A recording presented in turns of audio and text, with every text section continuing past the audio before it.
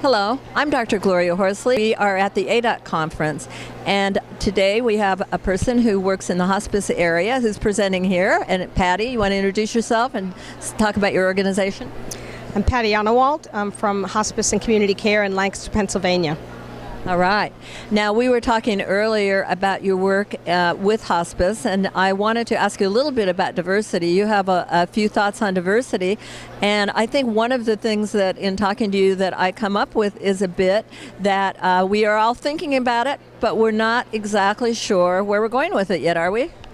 Well, it's been a bit of a long road for us, and we realized after a while the most important way to reach out to other cultures is to have hire staff from that culture. So we did get a grant a few years ago and hired a Latino bereavement counselor who is the right person because she is really out there in the community and making referrals all the time for us as she talks to people who are interested in, the Latino population has a lot of illness and loss, but they're hesitant to reach out for support and have some misunderstandings. So she's our bridge between making sure that we can serve more people in Latino culture. And there's, in the Latino culture, there's this kind of fatalistic view that you're supposed to suffer.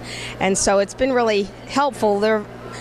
What I've learned from her is how relational people are, and she knows everybody and everybody knows her. So now that she's working for hospice, people are a lot more comfortable reaching out to her and saying, gee, maybe my loved one needs hospice care. So it's worked out really nicely. With the Latino community, they're all family, so it's always a large group of people, and they all are involved in decision making. It's not just the patient and the doctor, and so they're all involved in the care, and there's many people visiting when someone's in our care in our hospice program. We have an inpatient unit, and families come in and cook whatever they want for their patients and themselves. Works out nicely.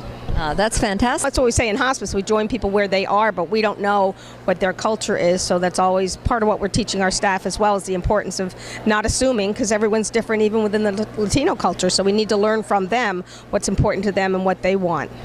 Yeah, I love that. Well, thank you so much for being on the video today. I think what you talked about is really important. Could you give us a couple of tips for people who've had a loss?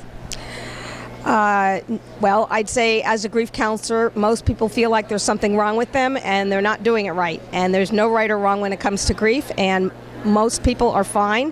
They really don't need therapy. What they need is understanding and support. And so if they are struggling, to reach out. Most hospice bereavement programs serve the community as well. So it doesn't have to be a hospice death, but most hospices will serve in bereavement support in the community. So it's just a matter of reaching out and finding your resources. Oh, thank you so much for being on this video today, and thank you for watching the video of the Open to Hope Foundation. I'm Dr. Gloria Horsley, and I want to say to you, if you've lost hope, please lean on ours till you find your own, and God bless.